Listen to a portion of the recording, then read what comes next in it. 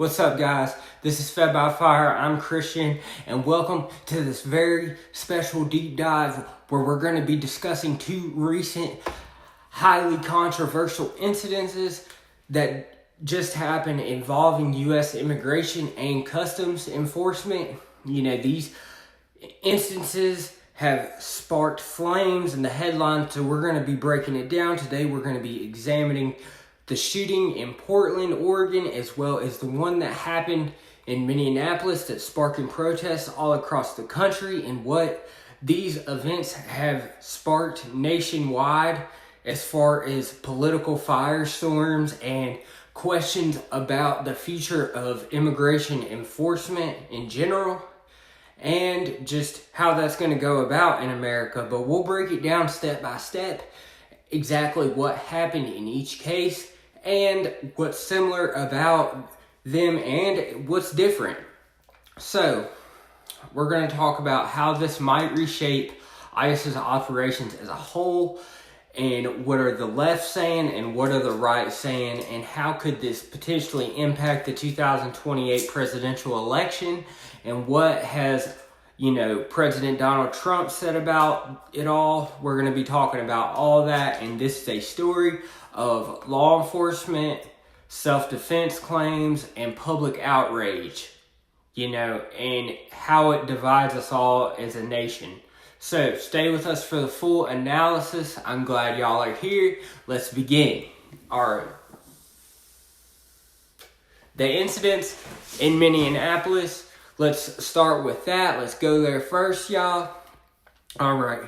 The shooting in which occurred, it happened on my birthday, January 7th, 2026. According to reports, a 37-year-old U.S. citizen named Renee Nicole Good, she was fatally shot by an ICE agent during what began as just a routine, simple traffic stop. Good, she is a mother of three and an award-winning poet. She was driving her maroon Honda Pilot when agents approached her, and a bystander captured it all on video. The chaotic scene, you can go look the video if you want. Good's car allegedly accelerated towards the agent, prompting him to fire one shot. In the Department of Homeland Security, they quickly labeled this as an act of potential domestic terrorism. However, new footage from the agent's perspective has emerged, and it's showing that Good was attempting to flee on foot before the shots were fired. So, tragically, Good died, and my prayers go out to her family. She died at the scene, and it was just a tragic scene. My prayers go out to her family, but you shouldn't impede an ICE agent's investigation. But this wasn't the agent's first brush with danger. He had been dragged by a car in a separate incident back in June 2025, but critics argue that the response was excessive, especially since Good was unarmed and a citizen, not the typical target of an ICE operation. But when you put yourself in it, what can you expect? But let's talk about now, just 24 hours later, on January 8th, attention has shifted to Portland.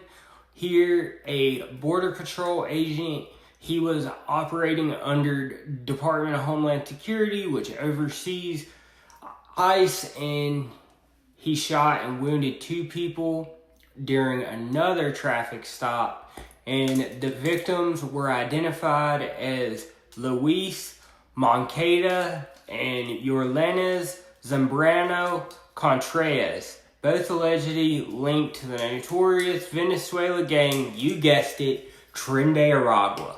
Authorities claim that the shooting was in self-defense, and just like they said at the other one, and after the pair's vehicle posed as a threat, both did survive but remain hospitalized.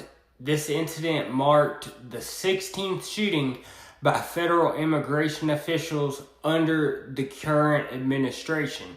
So let's think about that for a minute. It's resulted in 4 deaths and at least 7 injuries overall. But let's talk about the similarities now between the incidences. So what ties these two events together?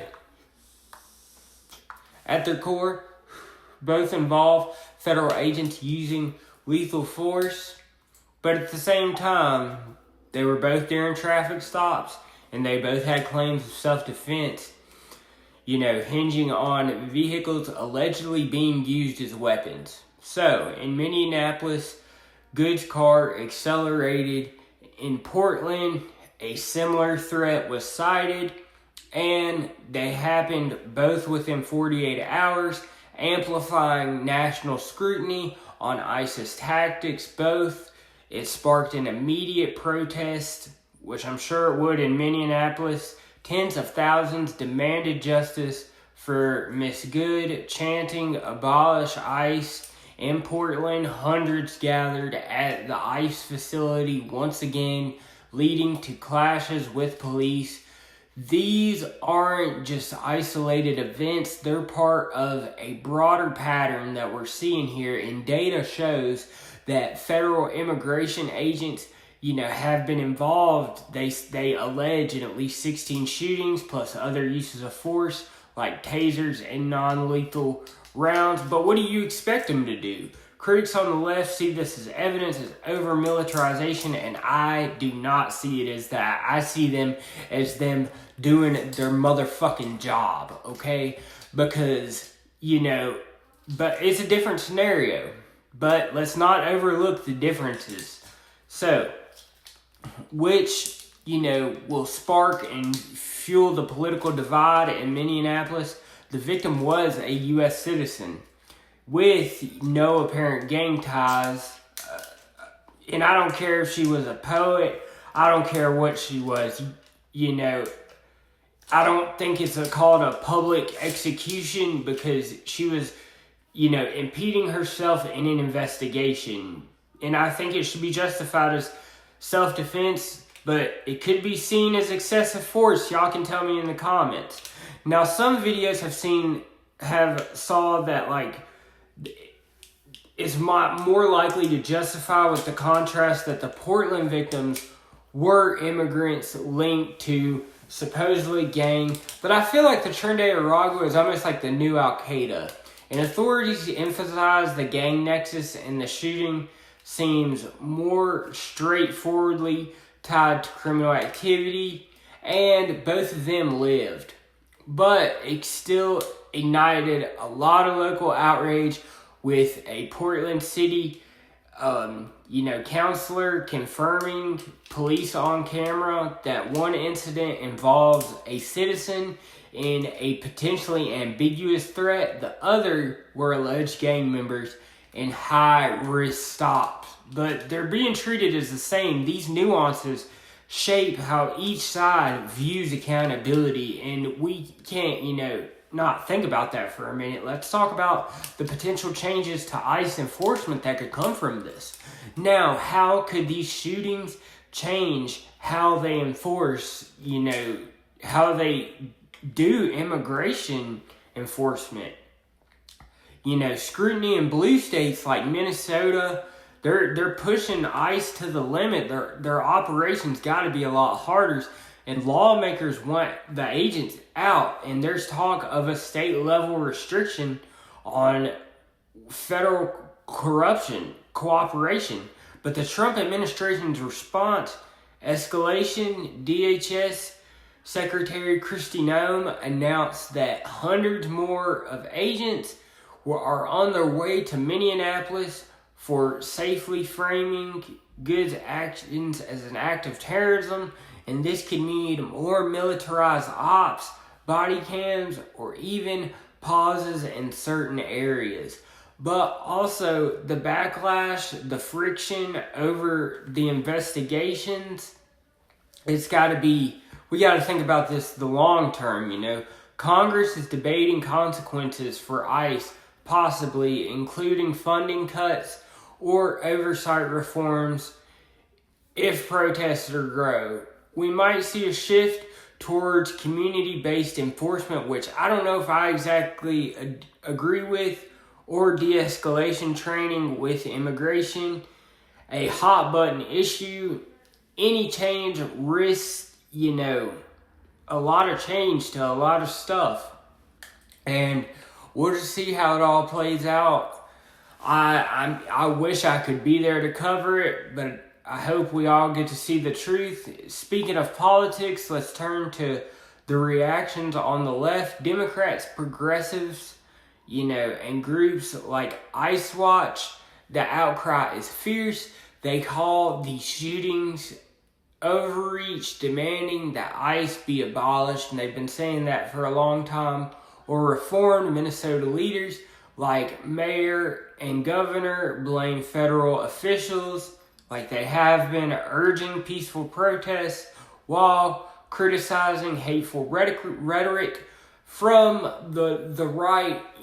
Protests have spread over 1,000 cities with chants like ICE out, and links to broader movements like the BLM figures like we've seen in the past. And, the potential for 2020-28, it's all going to weigh here,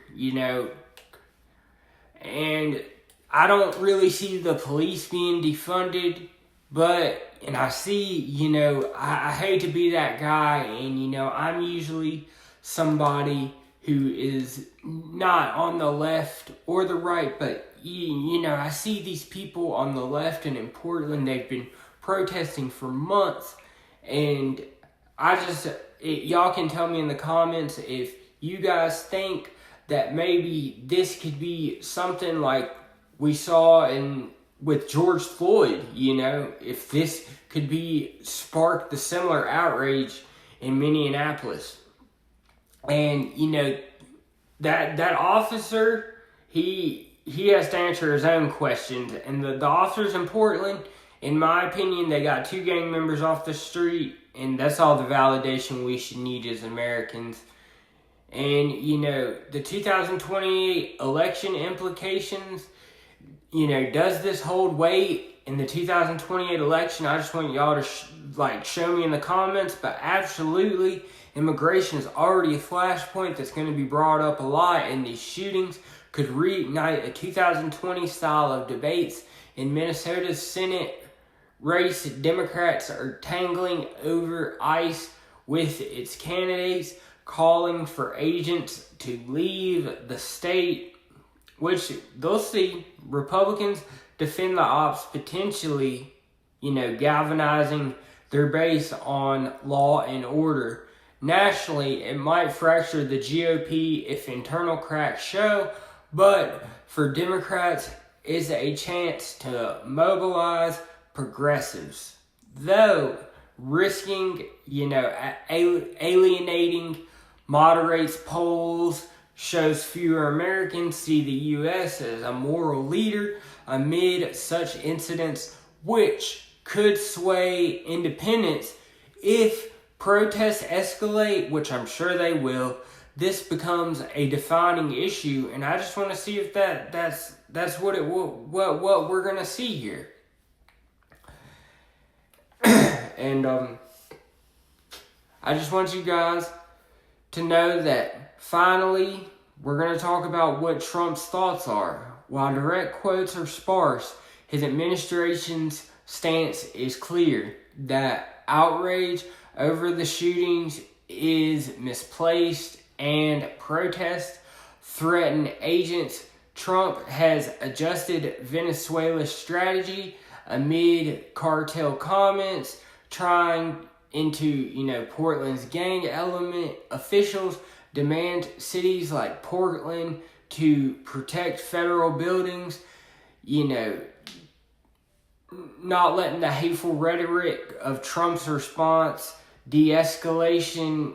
It's, more agents, more defiance, and that's just shit we don't need, y'all.